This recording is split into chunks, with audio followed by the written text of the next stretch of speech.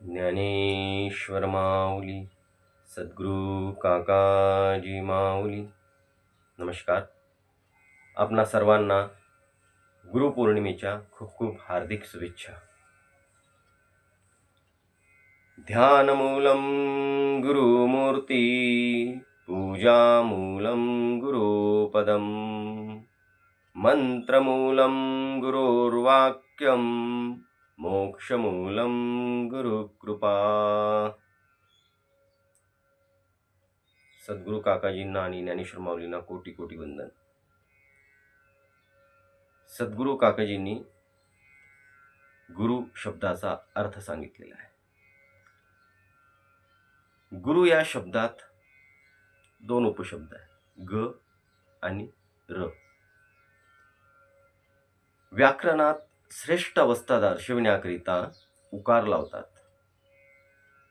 जसं पंड म्हणजे ज्ञान, या पंड शब्दातूनच पंडित शब्द तयार झालेला आहे. ती ज्ञानाची उच्च अवस्था दर्शविण्याकरिता पंड या शब्दाला उकार लावून पंडू हा शब्द तयार झालेला आहे, जो पांडवांचा पिता दाखविलेला आहे. त्याचप्रमाणे ग ला उकार लावून गतिमानतेची श्रेष्ठ अवस्था दर्शविण्याकरिता ग ला उकार लावलेला आहे. आणि रम म्हणजे अग्निबीज म्हणजे ज्ञानाची श्रेष्ठ अवस्था दर्शविण्याकरिता र ला उकार लावण्यात आले. म्हणजे जेथे उच्चतम ज्ञान, उच्चतम श्रेष्ठ ज्ञान, उच्चतम पातळीत गतिमान असलेलं शक्ती केंद्र म्हणजे गुरु, असा गुरु शब्दाचा काकाजींनी आपल्याला अर्थ सांगितलेला आहे.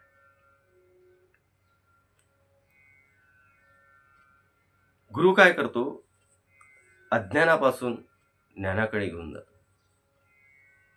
असतोमा सद्गमय, असत्यापासून सत्याकडे घेऊन जातो. अंधकारातून प्रकाशाकडे घेऊन जातो.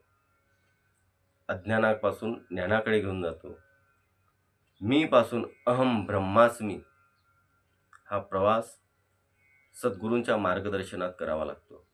किंबहुना तो सद्गुरूंच्या कृपेनेच पूर्णत्वास जातो. म्हणून संत कबीर म्हणतात, गुरु गोविंद दोनों खडे काके लागू पाव, बलिहारी गुरु आपने गोविंद दियो बताय. अशी गुरुची महत्ता आहे. गुरुपौर्णिमेला व्यास पौर्णिमाही म्हणतात. पौर्णिमेला चंद्र पूर्ण असतो. ओम पूर्णमदः पूर्णमिदं पूर्णात् पूर्णमुदच्यते पूर्णस्य पूर्णमादाय पूर्णमेवावशिष्यते. अशी पूर्णत्व प्राप्त करण्याकरता विशाल बुद्धी नमोस्तुते असं व्यासांचं पूजन करायचं असतं.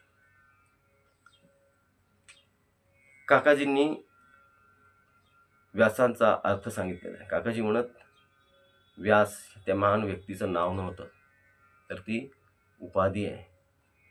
वैदिक परंपरेत नावाकरता कोणीच जगत,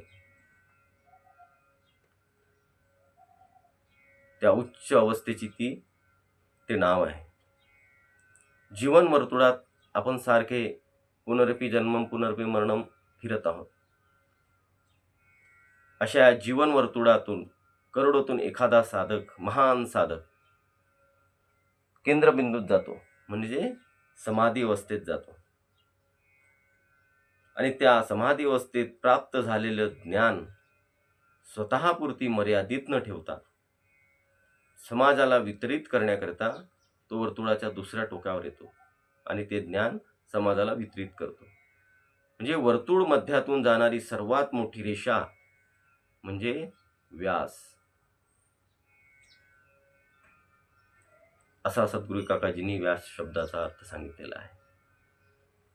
व्यासांनी वेदातील ज्ञान महाभारत, श्रीमद भगवद्गीता आणि 18 पुराणाद्वारे कथारूपाने वर्णन केलेलं आहे.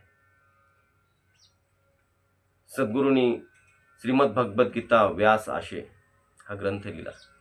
त्यात व्यासांना काय सांगायचं आहे याचा खरा अर्थ वैज्ञानिक आणि सोप्या भाषेत त्यांनी लिहून ठेवलेला आहे. अध्यात्माची आवड असणाऱ्यांनी आणि विशेषतः तरुणांनी तो ग्रंथ वाचावा, त्यावर चिंतन करावं आणि आपलं जीवन सार्थक केलावं. काकाजींना तरुण मंडळी फार आवडायच्या. काकाजी म्हणायचे, अध्यात्म हा तरुणांचा विषय आहे. आपली एक साधारण धारणा आहे की प्रपंचात सर्व झाला, निवृत्ती राहिल्यानंतर मग राम राम करू. पण मग राम राम निघत नाही, ते लांब लांबच होतं. म्हणून जर जीवन जगायचं असेल संयमित आणि एक आदर्श जीवन जगायचं असेल तर ते अध्यात्माची कास आपल्याला आवश्यक आहे. त्यामुळे आपलं व्यक्तिमत्व तर सुधारेल, आपलं घर सुधारेलच, पर्यायाने समाज सुधारेल आणि आपलं राष्ट्र सुधारेल. अध्यात्म हे स्वतःच्या उन्नतीसोबत राष्ट्राची उन्नती करावं याकरताच आहे, थोटांडाकरता किंवा पाखंड दाखवण्याकरता नाही. आणि इथेच सद्गुरूची आवश्यकता असते, मार्गदर्शन करणाऱ्या सद्गुरूंची. काकाजी सांगत, तुम्ही गुरुच्या मागे लागू नका, तुम्ही स्वतःप्रती प्रामाणिक राहा. तुमची अवस्था आल्यानंतर गुरु तुम्हाला शोधत येईल. हे एका अधिकारी व्यक्तीने सांगितलेलं वचन आहे आणि ते आपल्याला मान्यच करावं लागेल. आपल्याला कोणावर टीका करायची नाहीये, पण सध्या तसंच चाललेलं आहे. कोणाच्या मागे जास्त भीड आहे तर तो गुरु करून घ्यायचा, त्याला काही अर्थ नाही.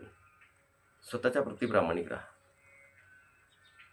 सद्गुरू काकाजींनी स्वतःला कधीच गुरु मानून घेतलं नाही की मी तुमचा गुरु आहे म्हणून. ते म्हणत, वयानुसार अरे मी तुम्हाला वडिलांसारखा आहे, आजोबासारखा आहे, तुम्हाला गुरु मानायचंच आहे तर माऊलींना माना.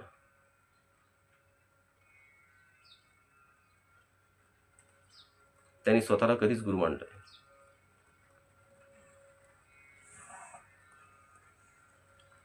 ही गुरुची महानता असते.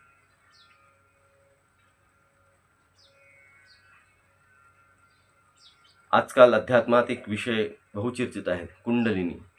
एक विशेष वर्ग त्याकडे खूप आकर्षित झालेला आहे आणि त्यामुळे त्या विषयावर मोठमोठाली पुस्तके पाश्चिमात्य विज्ञानाने लिहिलेली आहे. पण अनुभव नसल्यामुळे मोठ्या मोठ्या त्या पुस्तकांना आणि त्या शब्दांना काहीच अर्थ नाही. काकाजींनी स्वानुभवावर आधारित कुंडलिनी पुस्तक लिहिलेली आहे. ती जिज्ञासूंनी अवश्य वाचावी, ज्यामुळे त्यांना योग्य आणि अचूक ज्ञान मिळेल आणि त्यांच्या जीवनाचं सार्थक होईल. श्रेयान स्वधर्म विगुणः परधर्मात स्वनुष्ठितात स्वभाव नियंतम कर्म पूर्वप नाप्नोती किल्बिषम. इथे धर्म म्हणजे पिंड धर्म असं सांगितलं. काकाजी म्हणतात, स्वतःचा पिंड कसाही असो, निम्न दर्जाचा असला तरी तो त्या पिंड धर्मानेच वागावं. दुसऱ्याचा उच्च पिंड धर्म पाहून त्याची नकल करू नये, त्याच्याने प्रगती न होता अधोगती होईल.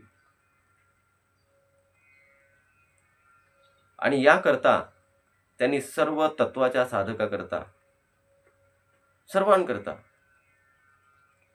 एक सुलभ 2 साधनाची निर्मिती केलेली आहे, षटचक्रभेदन आणि योग निद्रा. या साधना आबाल वृद्धांकरिता, स्त्री पुरुषांकरिता कोणीही करू शकतात. आणि यात त्यांनी अधिकाऱ्यांनी सांगितलं आहे की जो नियमित आणि प्रामाणिकपणे या 2 साधना करेल त्यांना निश्चित भौतिक आणि आध्यात्मिक प्राप्ती होईल. हे स्वानुभवातून त्यांनी अधिकाऱ्याने सांगितलेलं आहे. तर आपण त्यांचं म्हणणं हे मान्य केलंच पाहिजे आणि त्या साधना प्रामाणिकपणे केल्याच पाहिजे. पुनश्च एकदा सर्वांना गुरुपौर्णिमेच्या हार्दिक शुभेच्छा. हरि ओम तत्सत.